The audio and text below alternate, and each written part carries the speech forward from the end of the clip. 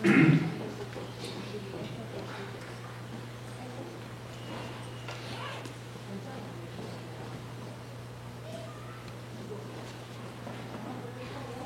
pasal yang pertama ayat 26 sampai dengan ayat 38. Saya menjelaskan sedikit tatanan atau susunan liturgi yang baru. Sengaja saya memisahkan atau kita memisahkan pembacaan Alkitab khusus di depan dan pembacaan Alkitab untuk pemberitaan firman Tuhan dengan maksud seperti ini.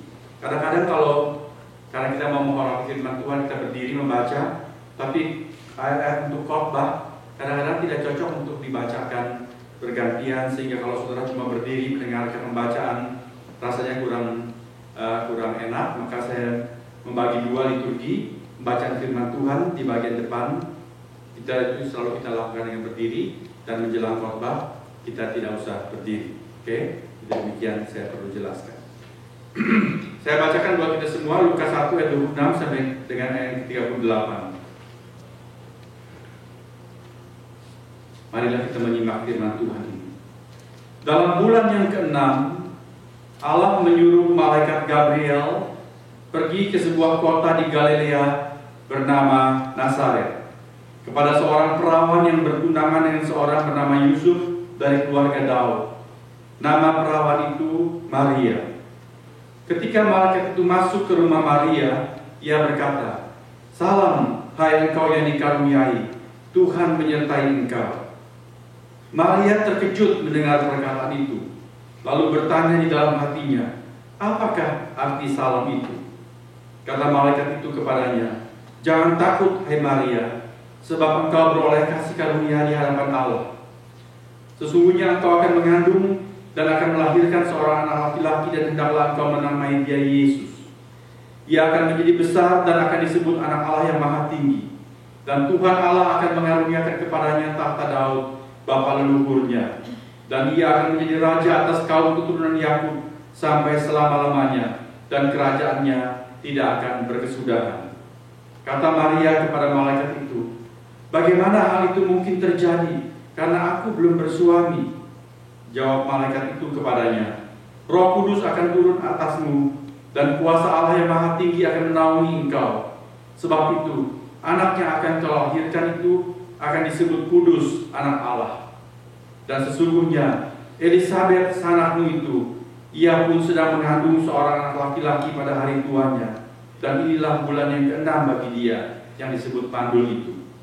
Sebab bagi Allah tidak ada yang mustahil." Ayat 38 kita baca bersama-sama.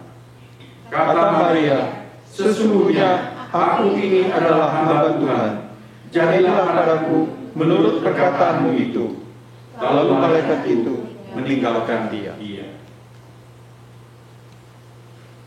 Saya mau mengajak kita berandai-andai, berangan-angan dan bermisal-misal. Andaikan saudara terpilih menjadi Presiden Republik Indonesia, bisa dong, ya. Kalau Presiden Amerika mungkin tidak, karena kalau tidak lahir di sini tidak bisa. Bagaimana kalau saudara terpilih jadi Presiden Republik Indonesia? Siapa-siapa yang Anda akan pilih untuk menjadi anggota kabinet? Siapa? Nomor 1 istri atau suami? Siapa? Atau kalau misalnya saudara diangkat menjadi CEO, siapa-siapa yang saudara mau hire menjadi staff saudara? Atau lingkup lebih kecil dan sederhana lagi, kalau saudara dipercaya menjadi koordinator perayaan Natal Graceful Community, siapa yang saudara-saudara akan minta menjadi rekan-rekan kerja? Siapa lagi? Di Graceful Community kecil orangnya pasti itu lagi. Tapi siapa? Sengaja saya lontarkan andai-andaian ini untuk kita membayangkan bagaimanakah orang memilih rekan-rekan kerjanya. Nah, pertanyaan-pertanyaan tadi itu tentu jawabnya tergantung dari integritas, dari kepribadian orang yang mendapat kepercayaan jabatan terhormat itu, dan bagaimana motivasi dia, bagaimana visi misinya untuk jabatan itu semua menentukan siapa-siapa yang akan dia pilih. Bukan lagi menjadi rahasia untuk kita di Indonesia, saudara-saudara. Orang-orang yang bisa jadi anggota kabinet itu tergantung siapa presidennya. Kalau presiden yang juga suka dengan korupsi, tentu dia tidak akan pilih orang-orang yang bersih, betul? Orang-orang yang malah jujur-jujur akan tersingkir, hancur, akan digusur. Orang yang bisa kong kali kong, bisa KKN, bisa kompak dengan dia, wah itu mendapat jabatan di dalam kabinetnya. Kalau kita diangkat menjadi CEO, siapa-siapa yang akan kita hire menjadi staf kita, ya tergantung bagaimana integritas orang itu. Kalau dia orang yang berjiwa luhur, dia tidak kenal nepotisme. Hanya orang-orang yang betul-betul berbakat, orang-orang yang punya komitmen kerja yang baik, itu yang dia berikan jabatan di dalam stafnya. Saudara-saudara, hari ini tema kita adalah rekan-rekan kerja Sang Raja. Tuhan, Raja segala raja, juga mempunyai program. Dia mempunyai visi dan misi. Dia juga mencari orang-orang menjadi rekan kerjanya. Allah bisa tidak kerjakan segala sesuatu sendiri? Bisa? Bisa. Sedangkan menciptakan alam semesta ini, siapa yang bantu dia? Dia cuma berfirman saja. Betul? Allah mempunyai suatu program besar yang agung sekali, karena dia mencintai, dia mengasihi dunia ini, yaitu manusia yang sudah jatuh dalam dosa. Apakah programnya? Programnya itu disebut dalam dunia teologi rencana keselamatan Allah bagi manusia yang berdosa.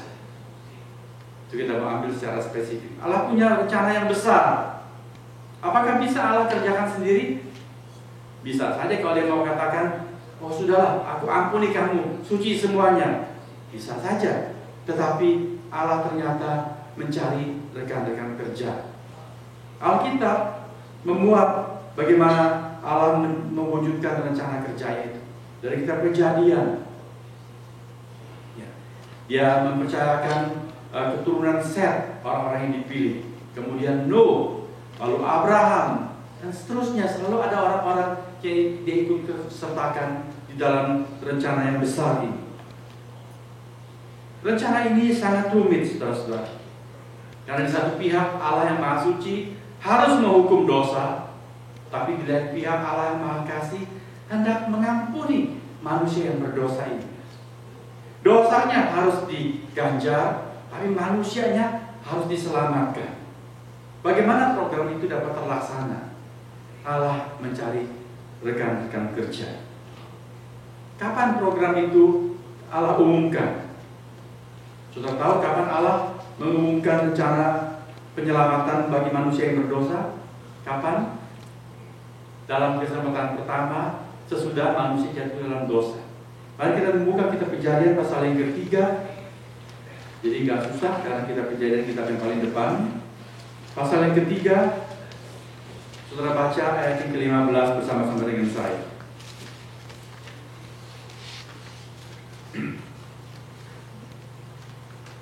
Sudah ketemu semua? Kita baca bersama-sama. 2, 3. Aku akan mengadakan permusuhan antara engkau dan perempuan ini, antara keturunanmu dan keturunannya. Keturunannya akan meremukkan kepalamu, dan engkau akan meremukkan tumitnya. Jadi sudah manusia jatuh dalam dosa, Allah memang menghukum mereka, tapi Allah langsung mengumumkan rencana keselamatan bagi manusia. Apa yang Allah katakan? Allah mengadakan permusuhan untuk perseteruan antara engkau. Siapa itu engkau? Siapa? Ular tua itu, si iblis. Dengan siapa? Dengan perempuan ini, perwakilan manusia. Ya. Kemudian antara keturunanmu, keturunan ular, dan keturunannya. Keturunan siapa? Keturunan perempuan itu. Di dalam bahasa asli, keturunan perempuan itu adalah diberikan definite artikel, saudara-saudara. Definite artikel itu suatu kata sandang yang tentu. Dalam bahasa Indonesia kita tidak punya definite artikel kecuali kata itu. Ya.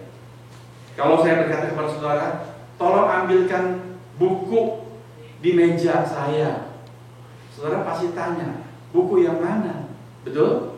Sebab buku yang saya sebutkan itu tidak mempunyai kata sandang tentu. Yang mana? Ada banyak buku. Tapi kalau kita sedang sebelumnya bercerita, saya memberitahukan bahwa saya membeli sebuah buku dengan sampul merah, judulnya bla bla bla.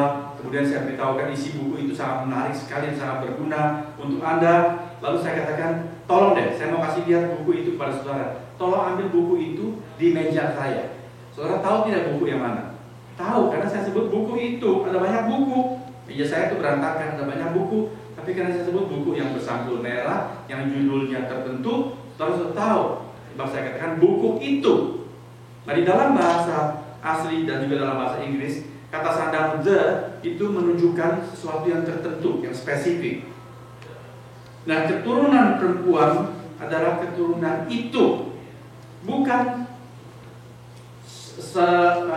salah satu anak laki-laki Hawa, atau kemudian nanti keturunan yang berikut melahirkan lagi. Tidak, keturunan itu yang tertentu. Saudara-saudara, di dalam Alkitab ternyata menunggu sampai keturunan yang itu yang akan meremukkan kepala si ular tua itu menempuh waktu ribuan tahun.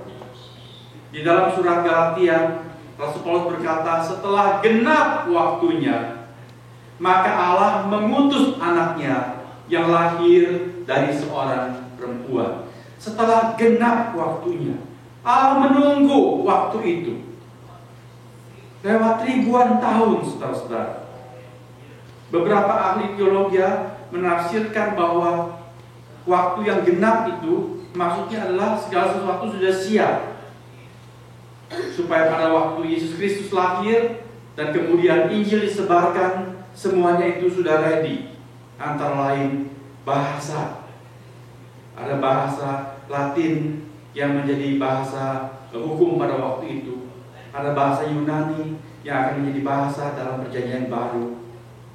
Kemudian jalan-jalan yang sangat baik, transportasi dan untuk komunikasi di dalam zaman Kekaisaran Roma, semua jalan-jalan membentang begitu luas dan semuanya siap sehingga Injil boleh tersebar dengan sangat mudah.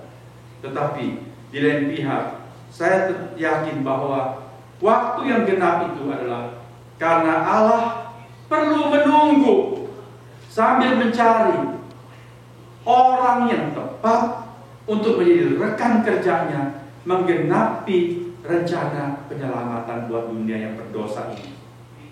Dalam hal ini, karena anak Allah diutus untuk lahir dalam dunia, menjadi manusia, mulai dari bayi, tentu Allah membutuhkan seorang wanita, seorang gadis, seorang perawan, untuk rahimnya kemudian dengan karya Roh Kudus boleh menjadi tempat anak Allah menjadi janin dan berkembang, kemudian dilahirkan oleh rahim tersebut. Tidak boleh sembarang wanita, harus seorang gadis, dan tidak melewati hubungan seperti biasa, hubungan suami istri yang umumnya seperti saya dan saudara dilahirkan. Mengapa? Karena bayi yang dilahirkan itu tidak boleh mempunyai dosa asal atau dosa turunan yang diwariskan oleh hubungan laki-laki dan perempuan. Wah, itu sesuatu yang tidak gampang.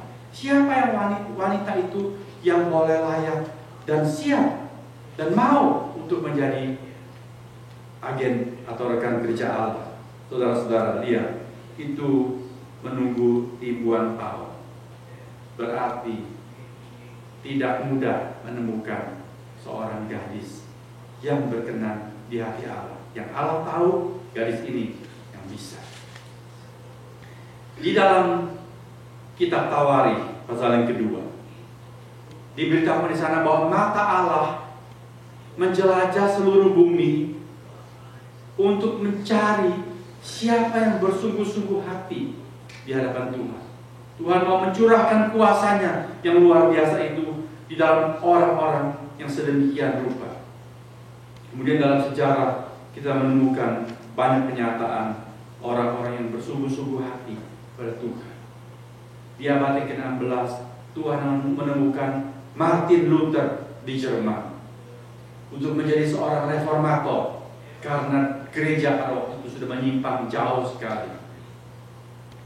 Tuhan menemukan orang yang bersungguh-sungguh hati seperti Luther. Tetapi untuk menggenapkan rencana keselamatan Allah sungguh tidak mudah. Saudara, hari ini kita mau belajar bagaimana Allah berkenan kepada Maria untuk menjadi rekan kerjanya.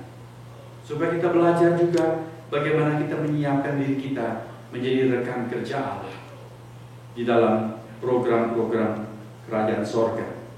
Marilah kita membuka Lukas pasal pertama tadi. Kita melihat prinsip-prinsip yang diisyaratkan, dicerahkan oleh firman Tuhan tentang cara kerja Allah.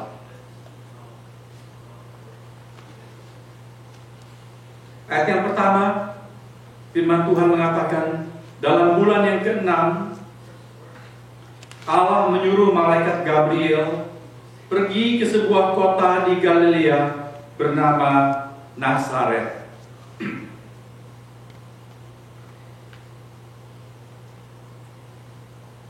Saya hendak menyoroti kota Nazaret ini. Jadi setelah ribuan tahun kemudian Allah mengutus malaikatnya mengunjungi sebuah kota kecil di Galilea, yaitu Nazaret.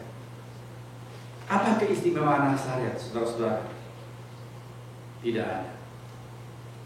Bahkan ketika seorang bernama Nathanael di Yohanes pasal yang kedua diceritakan, di Yohanes pasal pertama diceritakan oleh teman-temannya tentang Kristus. Dia tanya, siapa itu? Yesus. Oh, Yesus dari Nazaret. Saudara boleh temukan dalam Yohanes pasal 1 ayat 46. Nathanael berkata, mungkinkah terbit sesuatu yang baik dari Nazaret? Nazaret itu kota yang tidak terpandang. Kalau Yerusalem, wah, semua orang tahu itu kota hebat, kota suci, ada bait Allah di sana. Hari ini pun orang mau pergi ke Yerusalem. Sampai akhir zaman, Yerusalem selalu menjadi rebutan pelbagai bangsa. Yerusalem kota besar, tapi Nazaret hanya sebuah dusun. Tapi di sini kita mendapat pencerahan. Cara kerja Allah itu tidak memakai ukuran dunia. Itu yang saya mau katakan. Dia tidak memakai standar-standar ukuran duniawi. Kalau manusia pada umumnya mau tahu orang berasal dari mana, Anda lahir di mana? Wah, kalau kita lahir di lereng gunung terpencil di Indonesia, ya, di sebuah kota yang di peta pun gak ada, di sebuah dusun kita sebutkan orang juga tidak tahu. Tapi kalau lahir di kota besar, di Jakarta, semua orang tahu. Tetapi Allah tidak pakai standar itu. Allah tidak cari seorang gadis dari kota besar. Mengapa, saudara-saudara? Supaya orang-orang kemudian yang lahir di kota-kota kecil tidak usah menjadi minder. Jangan pikir karena kita kota kecil, Tuhan tidak, dari kota kecil Tuhan tidak bisa pakai kita. Tidak. Bukan itu yang Tuhan pentingkan. Dan kemudian supaya orang-orang yang lahir di kota-kota besar jangan kepala besar. Jangan memandang remeh orang-orang dari kota kecil. Saya malah menemukan dalam kehidupan saya banyak teman-teman dari kota-kota kecil yang tidak ada di peta. Dia jadi orang-orang yang jempolan, saudara-saudara. Salah seorang junior saya waktu saya di seminari, dari dusun, pada waktu dia masuk ke seminari, dia minder sekali, malu, omong tidak berani, sangat minder sekali. Tetapi sekarang dia bergelar doktor, dia menjadi dosen di sekolah teologi, dan belakangan ini saya mendengar dia sudah menjadi rektor, saudara. Anak dari desa, tapi dia bersungguh-sungguh hati. Tuhan mau pakai orang-orang seperti itu. Nazaret bukan kota besar, tetapi Allah mengunjungi kota itu, mencari seorang gadis dusun yang sederhana dan miskin. Bukan gadis gedongan dari kota besar. Gadis-gadis gedongan kebanyakan sombong-sombong. Maka saya sering selalu kagum kalau ada gadis gedongan, anak orang kaya dari kota metropolitan, rendah hati, lemah lembut, ramah-tamah, dan suka menolong. Saya punya seorang para keponakan. Saya baru kenal waktu kami mengunjungi Indonesia tahun-tahun yang lalu. Jessica namanya. Dia anak orang kaya dari Jakarta, tapi anak ini sangat rendah hati, ramah-tamah, dan suka membantu. Wah, saya bilang ini langka sekali temu anak seperti ini. Saya mengucap syukur kepada Tuhan, berkat buat kami punya keponakan ipar seperti itu, saudara-saudara. Betul, waktu kami di Jakarta, kalau kami butuh apa, kami tidak minta, dia cuma cerita-cerita. Dia katakan, gampang deh om, nanti saya antar. Dia antarkan kami. Belum lama ini ada teman mau titip, Bu Ratna pesan titipan. Titipannya apa, saudara? Bukan intan berlian, tapi bawang goreng dari Palu, Sulawesi Tengah. Karena bawang goreng itu istimewa, renyah dan wangi, harum sekali. Lalu hubungi teman di Makassar. Ya, Ibu Ratna pesan 20 dos, karena dia suka masak supaya harum masakannya pakai bawang goreng dari Palu. Teman ini kemudian siapkan yang salah saya. Ya, waktu itu salah seorang dari BRI mau pulang di bulan Agustus, bukan bulan Agustus, tanggal berapa saya lupa deh pokoknya. Tapi saya salah tulis bilang 15 Agustus. Teman yang di Makassar santai-santai. Waktu sudah dekat harinya, teman yang di Jakarta ini mau pulang ke sini, dia tanya, mana titipannya kok belum datang? Baru saya kontak teman yang di Makassar, dia bilang kan tanggal 15 Agustus baru datang. Waduh, saudara-saudara, akhirnya bawang itu terlambat dikirim. Mau titip kepada Ruth, nah orangnya di sini. Ruth tunggu sampai harinya mau berangkat, bawang merah itu, bawang goreng itu belum datang. Ruth sudah berangkat, baru datang. Ya, sudah mubazir semua. Pesan bawang goreng jauh-jauh, mau bagaimana? Tidak ada orang yang bawa. Tinggal satu orang lagi yang masih ada di Jakarta, tapi ada di Kelapa Gading, yaitu Juli kecil, Juli Karbon. Bagaimana mau minta tolong orang antarkan bawang goreng, cuma bawang goreng ke Kelapa Gading? Tidak bisa. Ya. Ruth juga di keluarga tidak ada orang yang bisa disuruh. Ruth bilang, Allah semua sedang repot karena tantenya baru cedera, jatuh, kakinya patah, tidak bisa bantu. Siapa yang saya kontak?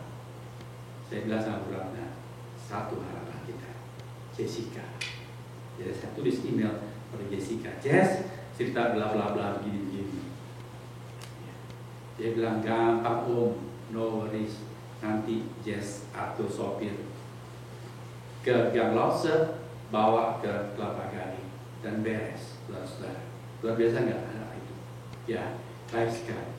Tuhan mencari seorang gadis yang baik hatinya, dan dia menemukan di dusun ini di Nazaret.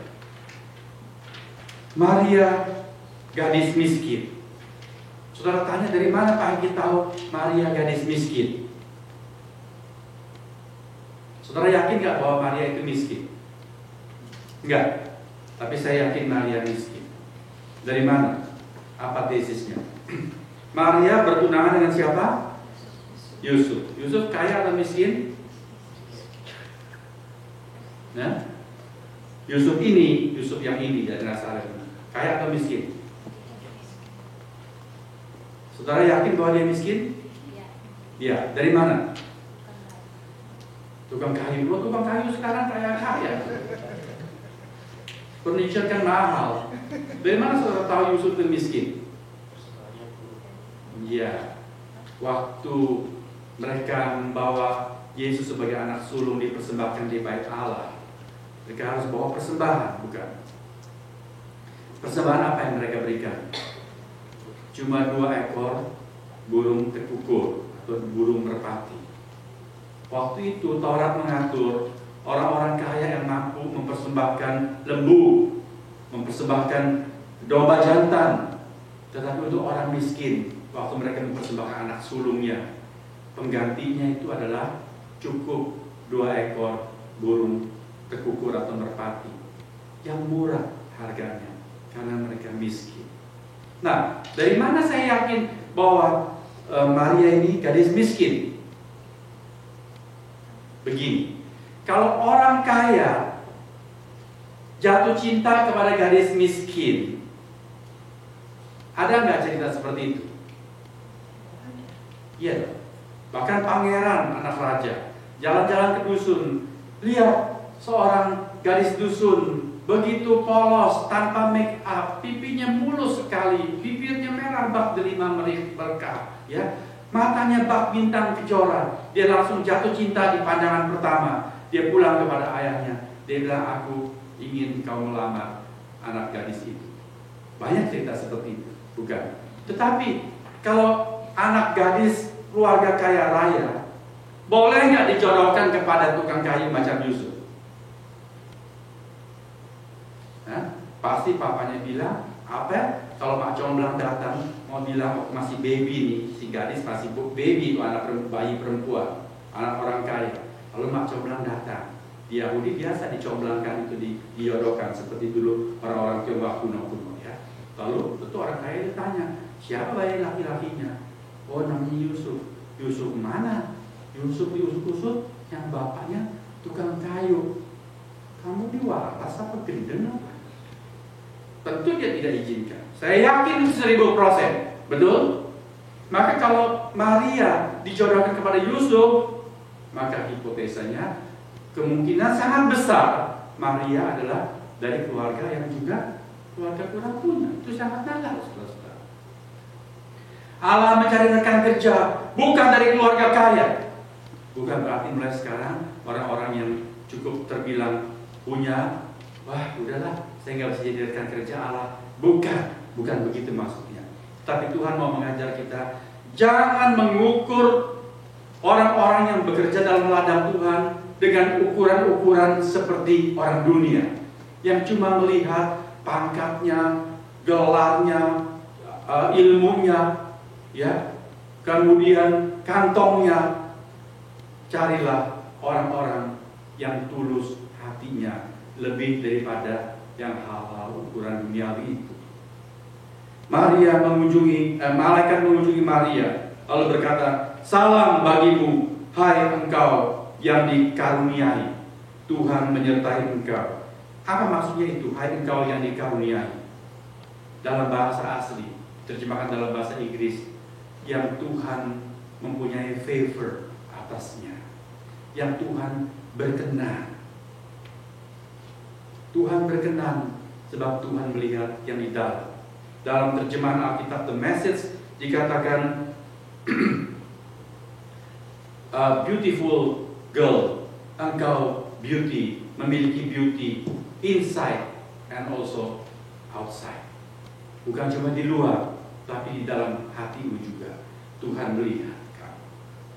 Luar dan dalam sangat bagus, dan Tuhan mau memilih engkau, memberkati engkau. Jadi yang penting adalah hati. Waktu kita mau melayani Tuhan, kita perlu menyiapkan dan memikirkan, selalu membenahi hati kita.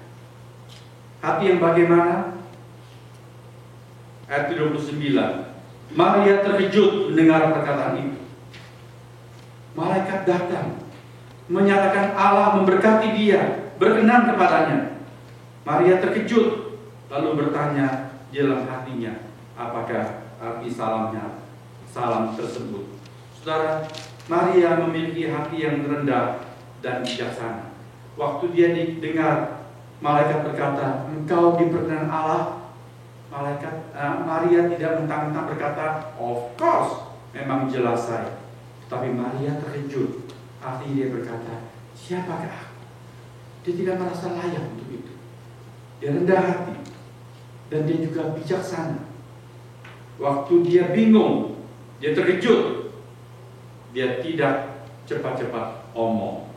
Yakobus berkata, hendaklah kita cepat mendengar, lambat berkata-kata.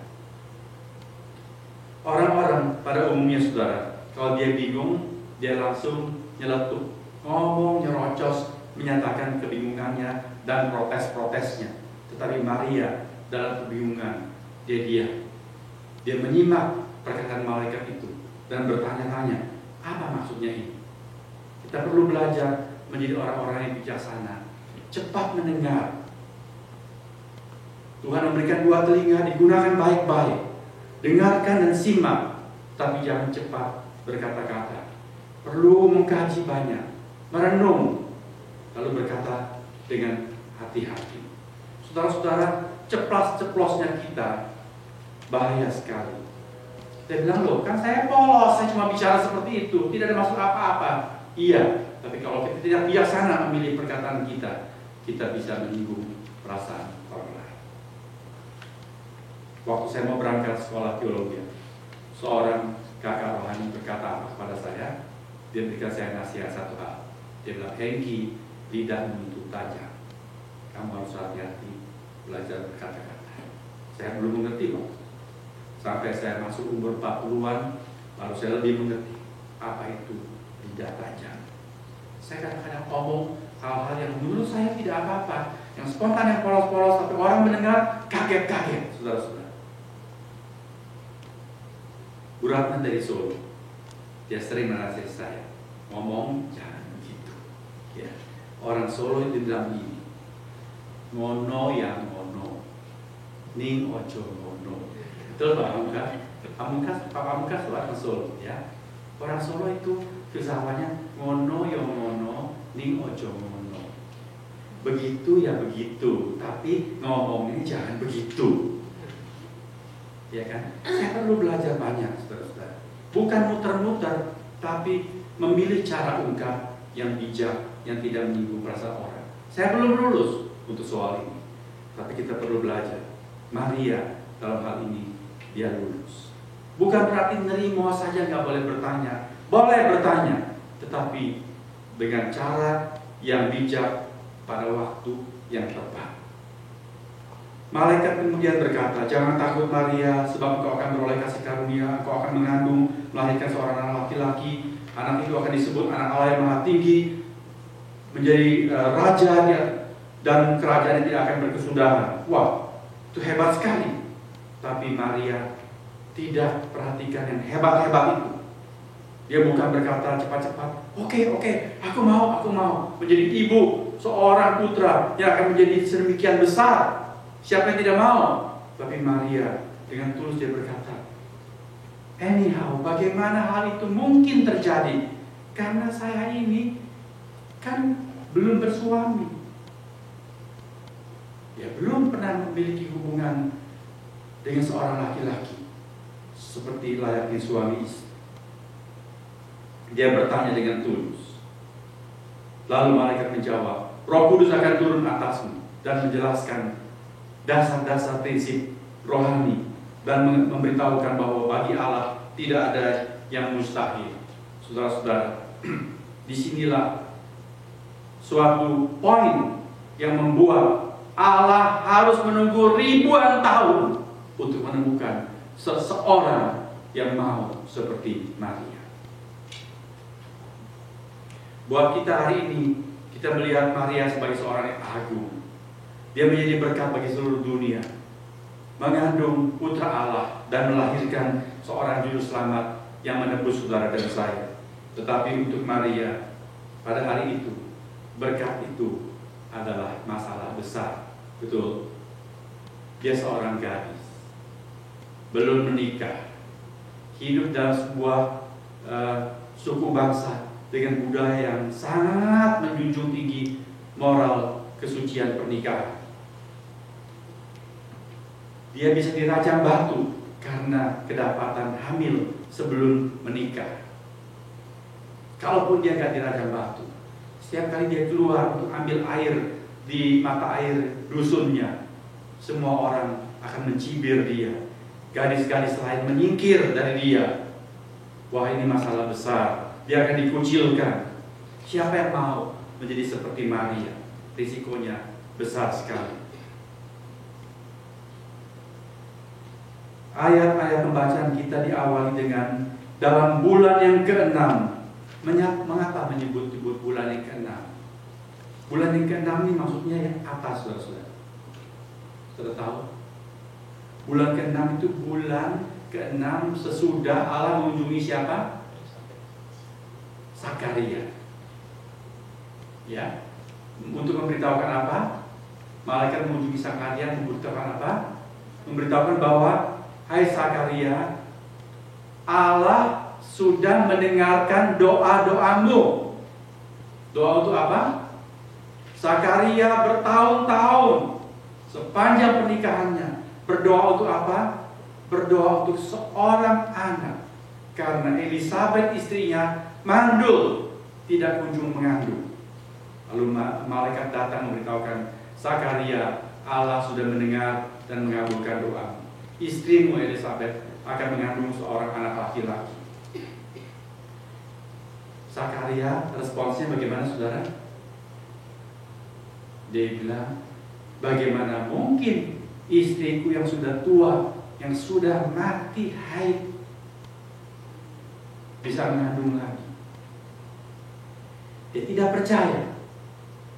Padahal berita malaikat untuk Zakaria itu berat atau berkat? Mestinya senang dong, betul? Doa dikabulkan, harusnya dengan hati terbuka mengatakan, amin, haleluya, terima kasih Tuhan. Tetapi Zakaria, seorang imam, kalau hari ini dia itu seorang teolog, mungkin profesor teologi, seorang uskup, dia tidak mau terbuka hatinya terhadap firman yang disampaikan oleh malaikat. Jadi saudara bisa sekarang menimbang bagaimana hebatnya Maria ini. Seorang gadis mendapat berita itu, engkau akan mengandung dan melahirkan seorang bla bla bla yang sedemikian hebat. Dan dijelaskan, Elisabeth seanakmu itu yang sudah mati rahimnya, sedang mengandung anak laki-laki, hari ini masuk bulan yang ke-6. Sebab bagi Allah tidak ada yang mustahil. Maria bilang apa? Itu tadi ayat yang saudara baca. Mari kita baca bersama-sama lagi ayat ke-38. 2, 3. Kata Maria, sesungguhnya aku ini adalah hamba Tuhan. Jadilah padaku menurut perkataanmu itu. Lalu malaikatku meninggalkan dia. Maria memang bertanya, bagaimana mungkin hal itu terjadi? Tapi dia bertanya bukan skeptis. Bertanyanya bukan untuk membantah. Bertanyanya bukan untuk berdebat. Bertanyanya itu dengan betul-betul mencari pengertian dengan hati yang terbuka. Apakah Maria pada waktu itu sudah mengerti jawaban malaikat kepadanya? Saudara, saya yakin Maria nggak ngerti. Wong sampai hari ini aja kita juga nggak ngerti. Kita sendiri tidak mengerti. Bagaimana dijelas-jelaskan pun tidak bisa mengerti. Bagaimana seorang gadis belum menikah, tanpa melakukan hubungan dengan seorang laki-laki, bisa ada janin dalam rahimnya. Bagaimana itu dijelaskan, saudara-saudara? Saya mempunyai sebuah penjelasan. Sudah pernah saya khotbahkan. Saya sampaikan dalam kelas katekisasi, betul? Tetapi itu pun tidak bakal cukup untuk menjawab ketidakmengertian kita. Apalagi Maria, tidak. Dia tidak mengerti. Dia bukan seorang mahasiswi teologi. Dia tidak mengerti penjelasan itu.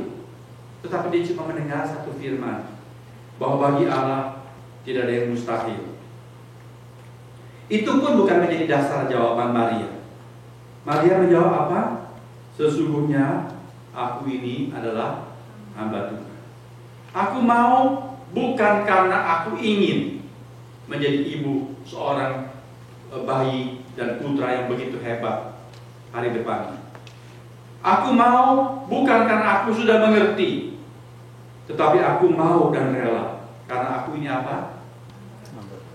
Hamba Tuhan. Dalam bahasa asli itu, aku adalah budak perempuan milik Tuhan. A maid servant of God. Aku ini budak perempuan milik Tuhan. Bukan hamba Tuhan, gelar yang menteri. Bukan pelayan Tuhan yang hebat.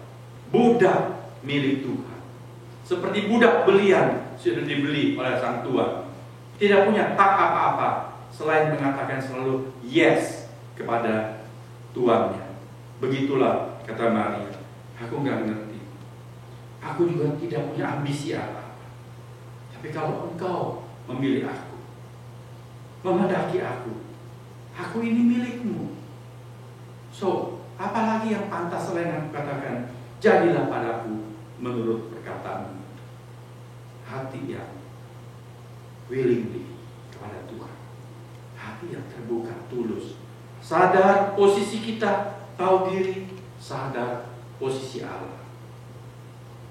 Never playing God untuk diri kita. Jangan mau mengatur segala sesuatu seperti kita ini Tuhan. Mau lebih hebat dari Tuhan. Maria sadar, aku ini milik Tuhan. Aku berdoa kepadanya, memanggil dia Tuhan. Karena aku menyebut dia Tuhan, berarti aku ini hamba. Saudara, marilah kita sadar itu. Kalau kita berdoa, ya Tuhan, datanglah dengan hati seorang budak kepada Tuhan. Kalau kita berkata, ya Bapa, datanglah dengan hati seorang anak kepada Allah. Seperti itu. Maria sadar jelas, dia cuma hamba. Yang di atas adalah Tuhan. Kehendaknya jadilah padaku.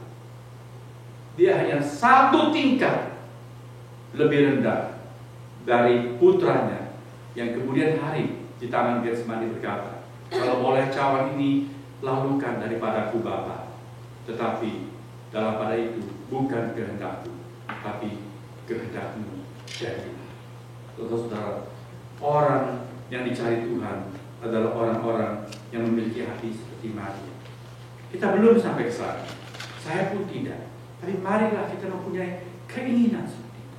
Kalau kita gagal, kalau kita bandel kepada Tuhan, bertobatlah dan pulihkanlah hati kita. Berkata, Tuhan, saya sudah gagal sekarang, saya bandel. Tapi mulai sekarang, saya mau belajar selalu menurut kepada Tuhan.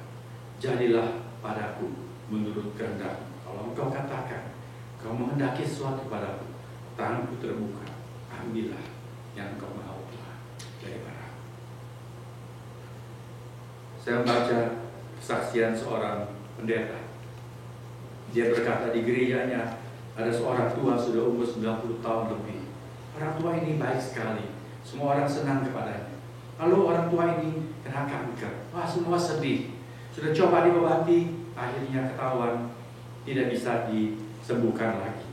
Dan pun makin hari makin sekarat keadaannya. Semua sedih. Pendeta itu datang mengunjungi oma tersebut dan dengan hati sedih berdoa. Sudah dia gembalakan ibu ini, menyiapkan ibu ini supaya dia siap menghadapi segala sesuatu. Habis pendeta ini berdoa, oma itu berkata, boleh aku berdoa sedikit? Of course, kata pendeta itu. Lalu oma itu pegang tangan pendeta itu. Dia cuma berdoa apa? Dia berdoa, Dear God, not my will, but thine be done. Saudara dia, pendeta ini rasa susah sekali. Oma ini begitu baik, mengapa harus meninggal karena kanker? Oma itu tidak rasa apa-apa. Dia tidak susah, tidak sedih. Sebab apa? Sebab dia punya hati seorang hamba. Jadilah padaku menurut perkataan. Bukan kehendakku, tapi kehendakmu jadilah. Saudara-saudara, itu berbicara mengenai orang yang sekarang di usia yang memang tinggal selembar saja. Ya, di hari yang sangat lanjut usia, umur 90 tahun lebih. Kita tidak berbicara mengenai kesehatan, tidak berbicara mengenai umur, tapi marilah kita berbicara mengenai begitu banyak hal dalam hari-hari kita, mengenai waktu kita, mengenai harta kita, mengenai bakat kita, mengenai aspirasi, minat-minat, tujuan-tujuan, prioritas-prioritas kita. Marilah kita belajar sedikit demi sedikit seperti Maria. Bukan kehendakku, tapi kehendakmu jadilah. Mengutamakan Allah. Allah mencari-cari setiap waktu orang-orang untuk menjadi rekan kerjanya. Dia bisa suruh malaikat, tapi dia tidak mau. Dia menghendaki saudara, dia menghendaki saya. Maukah kita menjadi rekan kerjanya yang rendah hati, yang bijaksana, yang tidak pongah, yang terbuka hatinya kepada Tuhan, dan selalu willingly berkata, aku ini adalah milikmu Tuhan. Apa saja yang kau mau lakukan, sudah sepatutnya aku mengatakan iya. Marilah kita belajar seperti itu. Saudara, inilah renungan Advent kita. Kita sambut masa raya Natal dengan sikap hati seperti itu dan menghidupinya sepanjang hidup yang Tuhan izinkan pada kita. Tuhan memberkati kita.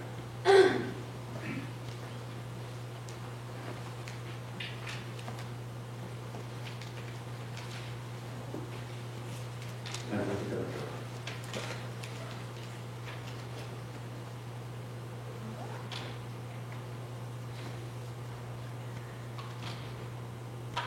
Tuhan, kami mendengar bahwa wanita-wanita Israel sejak mengetahui rencana keselamatan, bahwa Engkau akan menemukan kepala ular tua melalui salah satu keturunan wanita umat Tuhan. Mereka sungguh merindukan supaya mereka terpilih. Tapi hari ini kami mengerti bahwa Engkau memerlukan ribuan tahun untuk menemukan seorang gadis dengan hati seperti Maria dari Nazaret. Sebab kami pun mengaku ya Tuhan, bahwa sungguh tidak gampang untuk memiliki hati yang terbuka, pasrah, tunduk, submisif kepada Tuhan, dengan menanggung apapun harganya, apapun resikonya, seperti Maria. Tuhan, banyak orang mau terpilih, banyak orang mau menerima berkat di perkenan Allah untuk hal-hal yang istimewa, tapi siapakah yang siap untuk membayar harganya?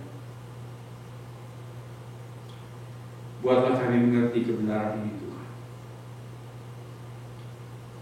Hidup kami cuma sepenggal. 70 tahun kalau kami kuat, 80 tahun dan selebihnya adalah hari-hari yang penuh dengan kesusahan karena fisik yang menurun. Kemudian kami akan masuk ke dalam kekekalan. Di dalam kekekalan nanti kami akan menengok kembali hari-hari hidup kami yang cuma beberapa puluh tahun itu. Bagaimana nanti kami akan merasa ketika kami melihat hari-hari kami di dunia ini?